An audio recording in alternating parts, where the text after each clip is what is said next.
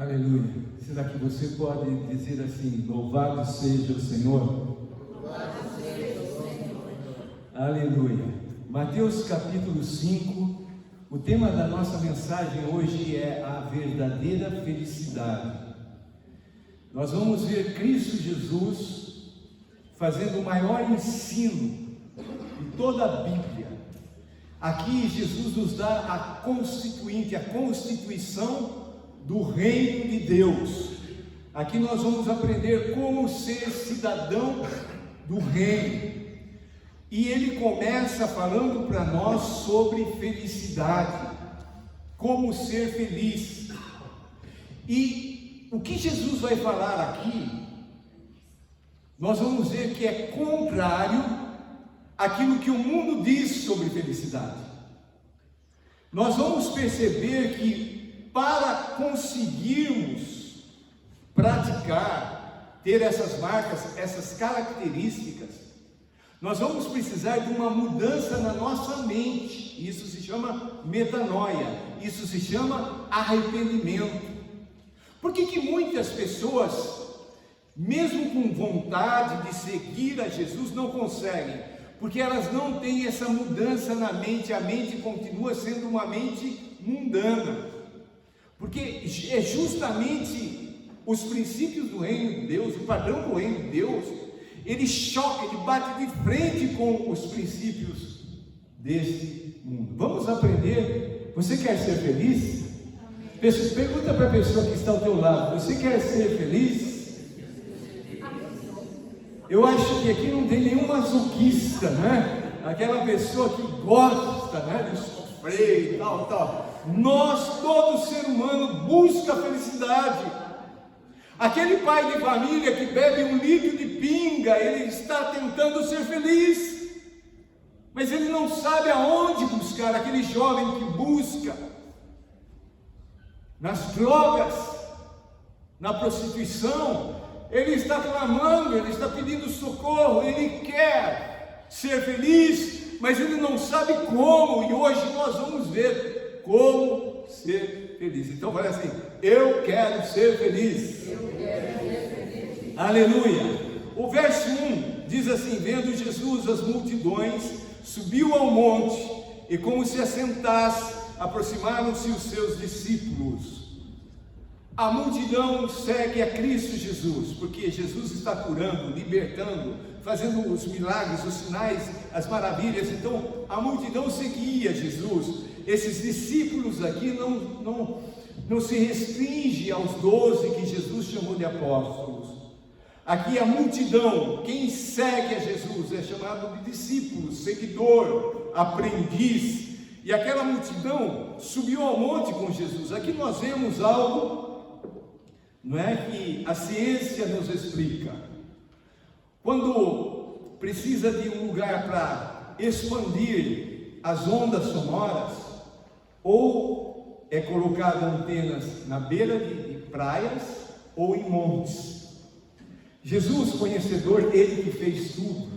Aquela multidão, sem microfone, sem amplificador, precisava de um lugar onde a voz se alastrasse, e Jesus foi até esse lugar. Ele subiu ao monte. Aqui não fica definido qual monte, existem algumas, interpretações, mas não quero entrar nisso, de que monte era esse. E como se assentasse, o ensino do rabino, diferente dos nossos dias, que o preletor, o mestre, o professor se coloca de pé para ensinar. Naquela época o ensino era feito sentado, o mestre sentava, Jesus ele se assenta, e os discípulos, essa multidão rodeando a Cristo Jesus. E diz no verso 2, ele passou a ensiná-los. Didaquê, doutrina. Ele passa a ensinar. Aqui nós vemos o ensino mais conhecido de toda a humanidade. Sabe, amados, eu estava conversando com Miriam, e quanto mais velho eu estou ficando, mais eu estou crendo na palavra e deixando alguns livros, comentários, essas coisas. porque é a palavra que fala. Muitas vezes nós pegamos um versículo e enchemos de contexto, ilustrações, tudo isso é bonito, é bom, é maravilhoso, mas o que vai tocar, o que o Espírito Santo vai usar para mudar o nosso interior é a palavra, não é a eloquência do pregador, não é o conhecimento do pregador, mas é a palavra. Por isso nós temos que pregar a palavra de Deus. E esse sermão conhecido aqui, esse ensino aqui, em 15 minutos no máximo você lê todinho, e Cristo Jesus ministrou e não ficou interpretando e tal. Você crê na palavra? Então, quando você estiver lendo a palavra, pede para o Espírito Santo, o Espírito da palavra, ensina-me, grava profundamente no meu coração qual a lição, ou quais as lições o Senhor quer me ensinar. Jesus passou a ensiná-los dizendo, 2 pontos, bem-aventurados. É bonita essa palavra. O que significa? Felizes. Eu quero ser feliz. Vamos ver aqui como ser feliz. Felizes os humildes de espírito. Essa palavra humildes é uma palavra que fala da miséria, do mendigo, aquele que não tem nada. Humilde de espírito é aquele que chega para Deus e fala assim: Deus, o Senhor é tão grande, o Senhor é tão maravilhoso, o Senhor é tão poderoso, e eu não presto, eu sou pobre na minha natureza pecadora. Porque se houver em nós um pingo de orgulho precede a ruína. Aí nós não somos humildes de espírito, e daí nós não somos felizes. Eu vejo tanta arrogância hoje no meio evangélico, pastores que se dizem donos da verdade e tal. Nós precisamos ser humildes, chegar para Deus e falar: Deus, eu não aguento mais. Ele perguntava o que? Eu mesmo. Está difícil, Deus. O Senhor me fez, o Senhor sabe que eu não sou. Muda, transforma. Aí a mudança, metanoia, não é? Só consegue quem tem essa mudança de mente. Humilde. Por que é feliz esse? Porque deles é o reino dos céus. Jesus está pregando sobre o reino dos céus, e ele fala: quem é humilde de espírito, este é o possuidor do reino dos céus. Essa é a mensagem do reino dos céus, o reino de Deus, o novo reino. Não tem nada a ver com o que acontece aqui neste mundo, não tem nada a ver com essa economia. O reino de Deus jamais é abalado por essa economia. Ele continua sendo dono do ouro e da prata. O reino de Deus jamais é abalado pela política desse mundo. Ele continua reinando soberano sobre tudo e sobre todos. Este é o reino de Jesus. E para eu possuir esse reino, eu tenho que me humilhar. Eu tenho que falar para Deus: Deus, eu não mereço. Ou alguém aqui se sente merecedor? Deus, eu dou esmolas, eu faço tanta coisa boa, eu sou merecedor. Não. Baixa a cabeça. Jesus, eu não estou com nada. Baixa a cabeça. Eu não sei nada. A gente vê hoje tantas pessoas que se colocam. Quando a gente começa a criticar alguém, a gente está se colocando assim: eu sei mais do que você, eu sei mais do que todo mundo, por isso que eu estou num patamar elevado. Humilde de espírito. Quer ser feliz? Seja humilde de espírito. Verso 3, humilde. Verso 4, bem-aventurados os que choram. Aqui no mundo, choro é fraqueza. Lembra? A minha geração, Sidney, os demais irmãos da minha geração, são mais velhos que eu, são outra geração, mas a gente cresceu ouvindo isso dos nossos pais. Então, homem não chora. Você engolia seco. Homem não chora. Homem não chora. E se continuasse, eu apanhava, daí chorava, daí. Fale assim: chora sim. Felizes os que choram. Queridos, quando a gente vê a situação desse mundo, não tem como não chorar. Não tem como não chorar. Não é? Época que fala de tantos avanços, evolução, ciência, se engrandece, olha, estão matando um ao outro. Estão roubando o celular aqui no Brasil, a dar um pau. E aí a gente olha aqueles que estão lá em cima, né? Um pega, coloca o outro coloca o um. E esses dias eu estava vendo a posse de uma pessoa e eu falei, Jesus, Jesus, Jesus, Jesus. Quanta injustiça. As pessoas já têm, mas querem mais. Gasta-se milhões, bilhões de dólares para, não é, eventos de mandar naves espaciais que explodem, mas não olha para a pessoa que está do lado precisando de um prato de arroz e feijão.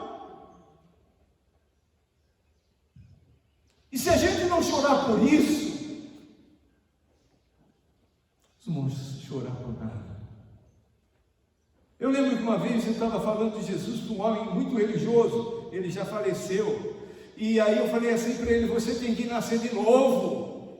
Ele falou, não, mas um dia eu estava num culto lá em Paranaguá e eu chorei. Eu falei, meu senhor, eu assistia a novela da Globo e no último capítulo eu chorava. Não é esse choro. É aquele choro que o Espírito Santo gera dentro de você. Aleluia. Você olha a situação, as guerras, coisas de doido essas guerras que estão acontecendo. Mas eu sei que é um Deus que está no controle de tudo. E tudo está acontecendo porque Deus está escrevendo a história. Qual foi a última vez que você chorou? Existem muitos motivos, né? Motivos naturais, a perda do ente querido, não é? Por que é feliz quem chora? Porque serão consolados. Quantos aqui já tiveram a experiência? Você está naquela angústia, aí você procura um lugar sozinho, aí você começa a chorar. Daqui a pouco você para de chorar, você sente aliviado. Vocês experimentaram isso? O Espírito Santo Consolador vem. Ué, mas o que aconteceu? Eu estou melhor. Feliz do que chora, porque é consolado. Verso 5. Bem-aventurados os mansos. Ixi, se falar isso aqui hoje em dia no mundo aí, que isso, irmão? Você tem que valorizar, você que palma. Não, manso. Não custa nada, né? Se der para a pessoa e falar assim, bom dia, boa tarde, tudo bem com você? Aí a pessoa, a voz branda, o furor, você, me perdoe. Mansidão não significa fraqueza. Mansidão significa um estado de espírito que nada perturba. Jesus foi o homem mais manso, mas quando ele enfrentou ali os cambistas, ele jogou tudo no chão. Então tem que ser um coitadinho. Ser manso não é ser coitadinho, ser manso. Alguns mais, outros menos, né? O temperamento nosso, como precisa, né? Precisa ser mudado, porque tem alguns aqui que explodem. Temperamento, a natureza é assim, mas o Espírito Santo, a metanoia, a mudança de mente.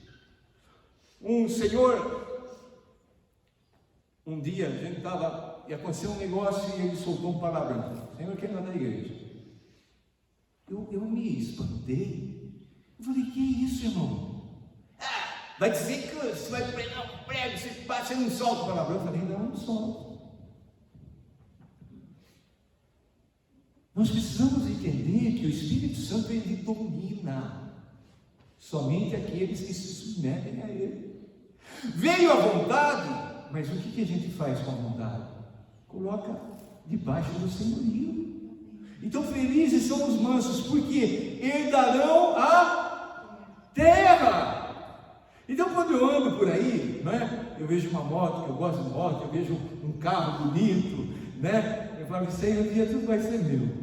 A gente não vai precisar nada dessas porcarias, né? Mas só para ter a ideia de que tudo é nosso, é só uma questão de tempo. É como você ganhasse um bilhete, né? Exemplo mais um. E só, o banco só abre na segunda, e hoje você não tem dinheiro nem para comprar um pão com mortadela. Mas você está ali com o bilhete, Jesus já te deu a vitória. Aleluia. É só questão de tempo, nós vamos reinar com Ele. Quem? Os mansos. Herdarão a terra. Quem aqui já recebeu uma herança? Poucos, né? Da Maria. É gostoso. A gente fica numa expectativa. Ontem eu fui por uma procuração, Silvia, que estão vendendo a casa lá dos meus pais, lá em Montemor, né? Então é aquele negócio que você nunca espera e de repente vai vir um trocadinho ali. Não é? Agora imagine, não é um trocadinho, é a terra. Vamos herdar a terra. Como é que nós vamos fazer para herdar a terra? Vamos ser mansos. Verso 6. Aqui eu estava meditando sobre isso e eu pensei, aqui eu preciso do Espírito Santo. Quer dizer, em todos eles. Mas não é assim para você, uns você está melhor, outros não é? Bem-aventurados os que têm fome e sede de justiça. Queridos, o mundo jaz no maligno. Não existe justiça neste mundo. Não existe justiça neste mundo. No reino de Deus existe, porque Jeová Tzedequenu, o Deus da justiça, ele que reina lá. Então lá há justiça. Esse mundo aqui, ele é manchado pela injustiça. Todas as áreas. A área que você pensar tem injustiça.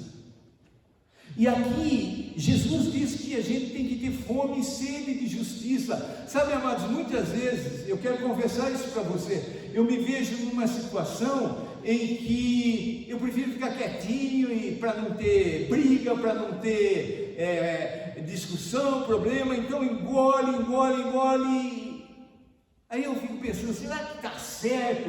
Eu lembro uma reunião, o Padre Chico, um padre lá da região onde eu morava, ele veio fazer uma palestra para os jovens e ele começou a pregar, e eu tinha no meu coração assim, eu não sei se é um sentimento de super-homem, hoje eu sei, é um sentimento de cristão. Eu fui falar com ele, eu falei assim, quando eu vejo alguma coisa errada, eu sinto uma vontade de ir, mas eu não tenho coragem. Ele falou, não seja bobo de fazer isso.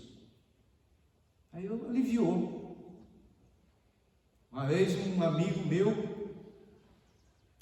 bem escurinho, a gente estava no campo de futebol à noite torcendo, e aí saiu uma encrenca, a polícia veio e pegou quem? Pegou Dicheu, ele tinha a língua presa. A polícia pegou ele, eu falei assim, escuta, mas não foi, ele estava aqui do meu lado, não fez nada, não, vai ser aqui. Eu falei, então vai me levar também. Eu era jovenzinho ainda. A hora que ele disse partir para me pegar, eu falei, não. Falta de ter fome e sede de justiça. A gente passa assim, os olhos ao largo, como aquele que foi roubado, jogado semi-morto, passou, os religiosos olharam de longe e foram embora, o samaritano veio e acolheu. Quantas vezes a gente deixa de ter fome e sede de justiça porque é conveniente? Ah, não vou mexer. Eu não estou falando de ser inconsequente. Eu estou falando de ser guiado pelo Espírito Santo de Deus. Não é agora você botar uma capa e falar, agora eu vou salvar a humanidade. Jesus já fez isso, sem capa, lá na cruz. O que eu preciso é ter fome e sede de justiça. E uma coisa todos nós podemos fazer, não aceitar a injustiça. Não aceitar a injustiça. Quando eu vejo assim, noticiário, né? Eu não sei o que você sente. Pegaram uma pessoa, ficou 2, 5 anos preso, agora viram que não era a pessoa, descobriram que o assassino, que o ladrão é uma... Não dá uma indignação no coração? É isso que precisa acontecer, a gente olhar essas coisas e falar assim, não, eu não aceito. Eu não aceito. Eu não aceito os países votando a liberação do aborto, eu não aceito. É se posicionar. Fome e sede de justiça. Por que serão felizes? Porque serão fartos. Teremos em abundância. Deus não deixa faltar nada para nós, amados. Nada. Tem uma situação que a gente vive aqui, com gente conhecida nossa, bem próximo nossa. 2 netinhas foram contra o avô que cuidava, porque a mãe... Esse homem está preso e ele não cometeu nada. Já foi a outra, uma das netinhas caiu, não é? A justiça no coração dela, ela foi, testemunhou, pessoas daqui testemunharam, mas a justiça fica ainda com a acusação de uma jovenzinha. Isso traz uma indignação no nosso coração. Fome e sede de justiça. Verso 7. Bem-aventurados os misericordiosos. O que é misericordioso? Formação de 2 palavras, miséria e córdia. Córdia é o coração. Misericordioso é aquele que olha para aquela pessoa ali necessitada e ela sente a miséria daquela pessoa no próprio coração dela. É isso que Deus faz comigo e com você. Ele sente toda a nossa pobreza, limitação, as nossas derrotas, ele sente no coração dele. E só sente? Não. O misericordioso é aquele que sente e que age, e que vai, e que dá o pão, que dá a roupa, que acolhe. Por que o misericordioso é feliz? Porque alcançarão misericórdia. De quem? De Deus. De Deus. Deus olha para nós, Deus vê a nossa situação, Ele sente a miséria do nosso coração, no coração dele, e Ele vem nos socorrer, Ele tira essa miséria. E o maior ato de misericórdia de Deus para conosco foi na cruz do Calvário. Verso 8. Bem-aventurados os limpos de coração. O que significa isso? Pureza, santidade, ser limpo de coração. Amados, mesmo a gente tomando cuidado,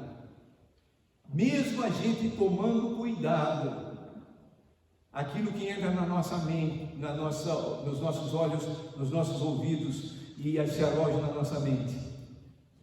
Quanta porcaria, é ou não é? Quanta porcaria.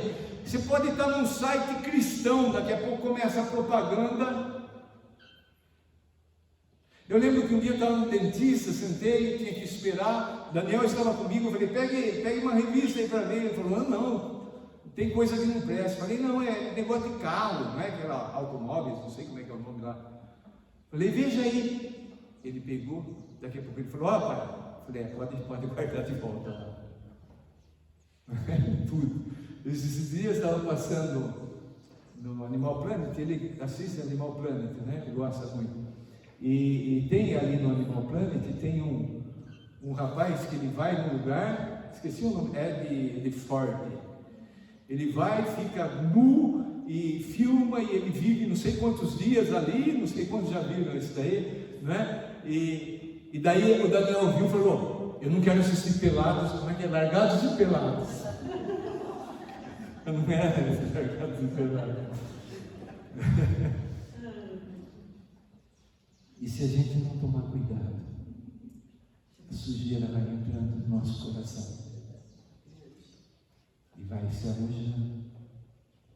E quanto mais enchemos o nosso coração dessas coisas, mais nos sentimos vazios da presença gloriosa de Deus, do Espírito Santo. Santidade.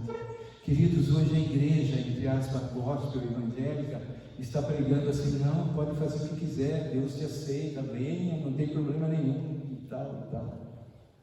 Não é a Bíblia. Tem que ser limpo de coração, puro, santo. Por quê? Porque verão a Deus. Quer ver a Deus? Eu não sei você, nas histórias do Antigo Testamento, eu fico falando para Deus: Deus, eu quero ter uma experiência dessa. É o anjo que vem para cá, que anuncia ali, e faz isso, faz aquilo outro. Eu também quero. Mas para isso a gente tem que estar limpo de coração. Eu tive uma experiência sobrenatural de visão de anjos, uma vez só. É uma coisa tremenda. Não tem como descrever.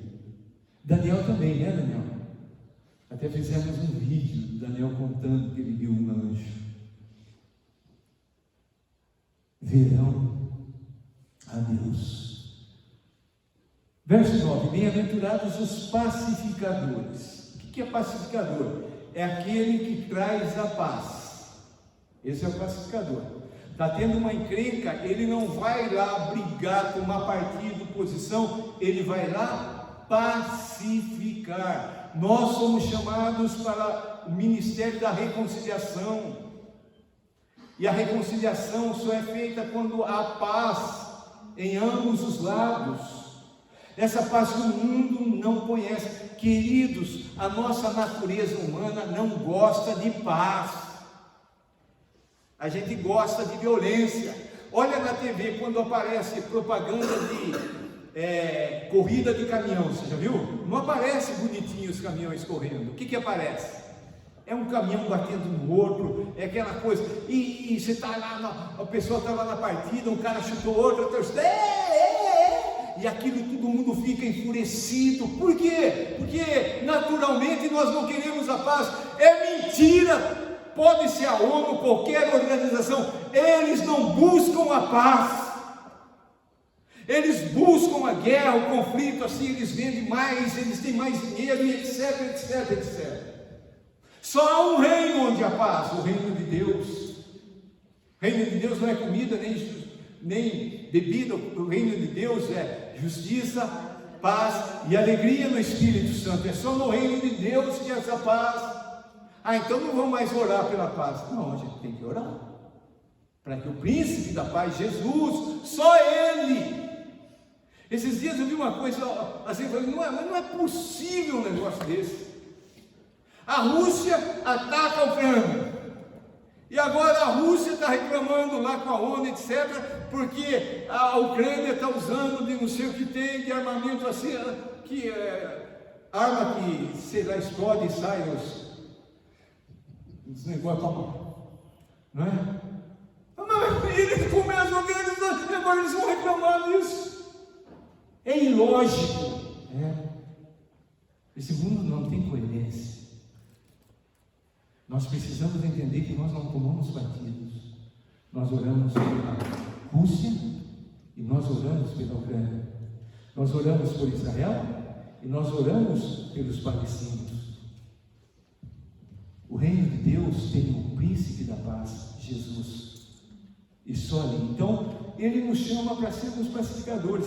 E o pacificador é feliz, porque serão chamados filhos de Deus. Os pacificadores serão chamados filhos de Deus. E aqueles que não são pacificadores não são filhos de Deus. Na minha época de escola, a gente, criançada, vivia querendo arrumar briga de um com o outro e tal. E a gente tinha uma coisa que a gente fazia, que não era para paz. Ficava os dois que começaram a discussão, a gente queria que brigasse. E a gente saía depois que terminava as aulas, e aquele mundaréu de gente ali, jovenzinhos. Aí a gente chegava assim, colocava a mão, alguém fazia isso? Quem é homem gosta de rir. Aí a hora que cuspia, a gente baixava a mão para um cuspir no outro para sair briga. Desde pequenininho. Mas quando a gente encontra Cristo Jesus, a a gente se torna pacificadores, a mente muda. A mente muda. Lá em Moçambique, o pessoal de Londrina foi fazer um trabalho na Metodista, ficou lá conosco. Uma senhora, casada com um agricultor muito rico lá da região, era professora de inglês. Sabe aquela pessoa bem fina assim, tal. Um dia a gente estava conversando e ela falou assim: eu fico até madrugada. Naquela época era mais na madrugada que passava o MMA. Ela falou: eu sou viciada nisso. Aquela mulher tão delicada, tão gentil. Mas como é que pode? Como é que pode alguém gostar de ver o outro batendo na cara? O homem, a galinha não pode brigar com a galinha porque é proibido.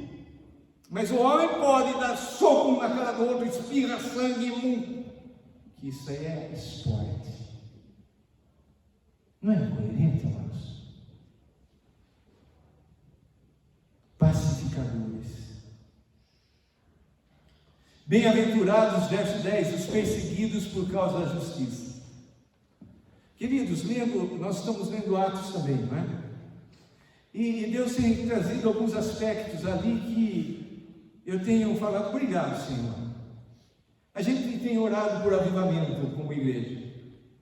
Ali a igreja em Jerusalém crescia diariamente, o pessoal estava tendo aquela comunhão, etc. O que Deus fez? Mandou uma perseguição. Aí não bate muito com aquela ideia da gente de crescer.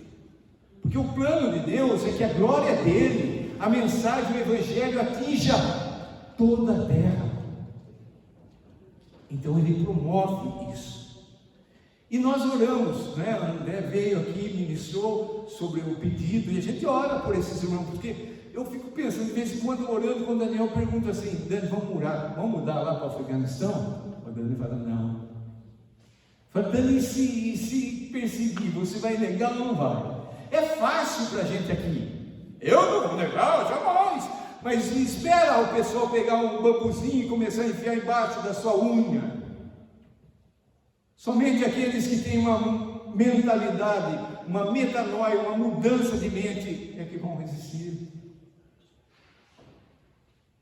Mas felizes são os perseguidos.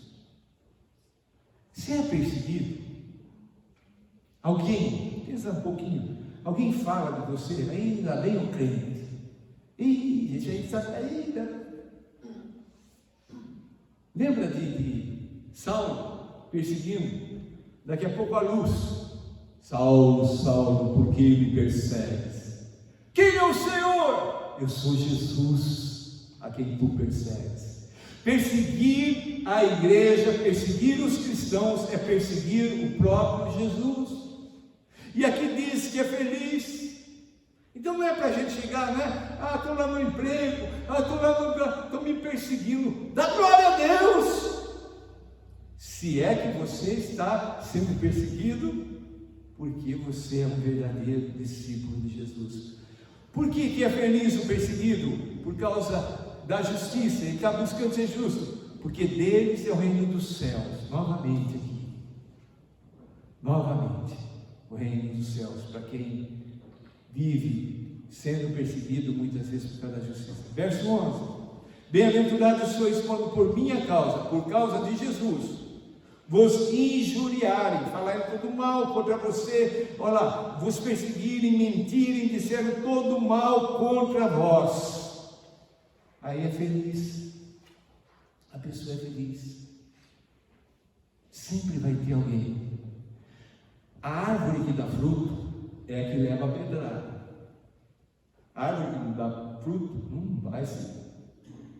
Então, se você quer levar uma vida de acordo com a Bíblia, vai ter gente falando mal de você. Eu recebi uma mensagem essa semana, me alegrou muito, porque muitas vezes a gente precisa de uma palavrinha assim, né? A pessoa falou assim: Kiko, olha, louvado seja Deus, tal, você é frustrado, perseguido e tal, e você mantém firme. Eu falei: amém. Agradeci a pessoa. Mas é motivo para a gente não ficar descabelado, mas é motivo para a gente sentir alegria. Sabe lá na família que você chega, o pessoal fala lá, bem, eu creio. Não é? Ei, outra vez, não quero nada, Senhor. Aí começam a mentir. Mentem sobre você. Vocês lembram aqui na subida ali tem aquela casa católica? E ali hoje eu não sei o que era uma casa de passagem de crianças.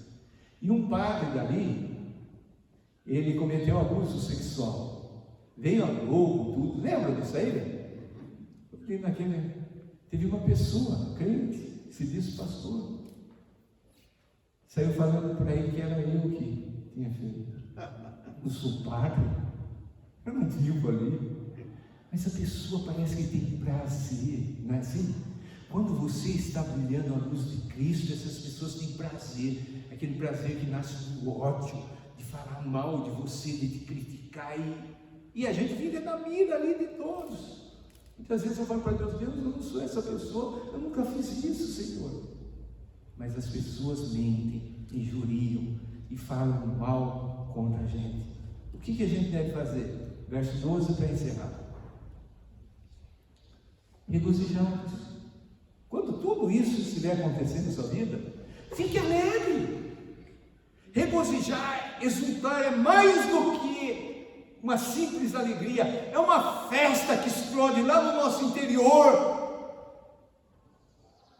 E é sobrenatural, porque muitas vezes nós olhamos ao redor, tudo está contribuindo para que a gente fale assim, ai, coitado de mim, olha o que estou fazendo, olha o que tem. Mas não, você está alegre, porque você é um discípulo verdadeiro de Jesus. Exultai, festejai, celebrai, porque é grande o vosso galardão aqui na terra. É assim que diz? Hoje o evangelho está, entre aspas, né, o falso evangelho, ele está falando que o galardão é aqui, não é, irmãos, é lá. Aqui a gente vai viver 80, 90, 100 anos, sei lá quantos anos, mas é tão curto e tão passageiro, mas a eternidade é lá que nós vamos receber os nossos galardões. Teve uma família que veio aqui, começou a congregar aqui, depois não veio mais, eu fui fazer uma visita, o homem falou assim, não, mas a gente assiste aí na televisão, os pregadores, e a gente pensou que ia começar lá, e a gente ia ficar rico, e nós não ficamos ricos, e tudo errado. Não é aqui, é lá. Deus dá para a gente, dá ou não dá? O que a gente precisa aqui, Deus dá. Mas se Ele não der, Paulo falou assim, eu aprendi a viver tendo muito e não tendo nada, porque o nosso coração não estão nessas coisas, estão nessas coisas, lá no céu, a gente vai receber os galardões, pois assim perseguiram os profetas que viveram antes de vós. Então toda a Bíblia a gente vai vendo que os verdadeiros são os que mais foram perseguidos, caluniados, etc. Agora a gente tem que fazer uma decisão. Qual felicidade que nós estamos buscando? Essa felicidade passageira? Aqui nesse mundo? Ou aquela que vai durar por toda a eternidade? Irmãos, para que a gente viva essas marcas, tem que haver uma mudança aqui, uma mudança de valores, uma mudança de padrão, uma mudança de ensinos, porque senão a gente não consegue. Se a gente sair daqui falando assim, não, a partir de hoje eu vou me esforçar porque eu quero ser feliz, eu vou me esforçar e eu vou começar, a partir de hoje eu vou ser humilde de espírito, eu vou ser o maior humilde de espírito. Pronto, já começou, né? Aí fala assim, eu vou começar a chorar, a partir de hoje, porque eu entendi a mensagem, eu vou entrar no meu quarto e Não é possível. A partir de hoje eu vou me controlar, você, irmãos. Você vai ver que muito em breve essa decisão, você vai cair numa situação, talvez no trânsito, talvez você já vai... Porque não é na carne, a carne só produz carne, é no Espírito. Eu preciso entender, eu preciso chegar para Deus e falar: Deus, eu preciso do Senhor. Ser consciente e falar assim: eu não consigo, eu não posso, mas eu sei que o Senhor pode, e eu dependo do Senhor. Eu falo muito para Deus, falo: Deus, o Senhor que me fez, o Senhor sabe como eu sou. Sim, quantos aqui, levanta só o dedinho, quantos aqui queriam ser mais espirituais, mais crentes, mais fervorosos, mais cheios do poder do Espírito? Vamos! Você consegue por força própria? Não consegue. Nós precisamos de Deus. Nós precisamos do Espírito Santo. Aí você pode falar assim: mas qual é a prova de que Deus vai fazer essas coisas em mim? Ele mandou Jesus, esse que pregou isto, morrer lá na cruz para que fosse possível. Porque é através de Jesus. É só através de Jesus. Então, quando nós estamos lendo a Bíblia, querendo aprender da Bíblia, nós nos vemos confrontados com aquilo que nós somos. E aí a gente tem que ir falar para Deus: Deus, eu preciso do Senhor, me ajude, Senhor. Mas você já tem 50 anos de convertido, agora eu sinto mais a necessidade do que antes. Agora eu vejo mais e mais ainda o quão fraco, o quão debilitado eu sou, e o quão carente da glória de Deus em minha vida. Quem leu aquele livro, O Peregrino? O cara estava preso e na prisão ele aproveitou para escrever, e ele escreveu esse best-seller, O Peregrino, a vida, né? A caminhada de um cristão. A ideia humana é que quanto mais perto você chega do céu, mais livre de problemas você está, e não é. Ele descortina de uma maneira poética aqui, naquele livro muito lindo: quanto mais próximo, mais as lutas acontecem, mais as investidas do diabo vêm sobre nossas vidas, mais debilitados a gente sente, mas a gente começa a se achegar mais e mais e mais e mais e mais para Deus. Eu quero, você quer ser feliz? Quero convidar você a colocar a Bíblia aí, se você quiser responder esse apelo, aí onde você está, pedindo para Deus que Deus forme em nós essas marcas, essas características, para que a gente pratique. Se é o desejo do seu coração, não é? Muitas vezes a gente também age para com Deus de uma forma, querendo barganhar as coisas. Eu quero ser feliz, então eu quero isso. Não, eu quero isso para eu ser feliz. Que a motivação seja correta. Eu não sei como está a sua vida, mas Deus sabe. Eu sei da minha vida. Eu sei o quanto eu estou precisando de Deus. O quanto carente de Deus eu estou. Se você quer dizer para Deus: Deus, me ajude. Me ajude, Senhor, a ser humilde de espírito, a chorar, a ser manso, a ter fome e sede de justiça, a ser misericordioso, a ser limpo de coração, a ser pacificador. Também, papai, que eu possa ser perseguido por causa da justiça e por causa do teu nome. Se você tem esse desejo no coração e quer pedir para Deus, quero convidar você a se colocar em pé, em nome de Jesus.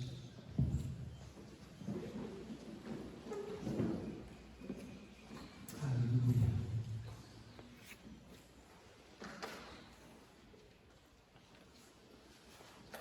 Aleluia. Quando nós pensamos nos discípulos que estavam ali, ouvindo Jesus.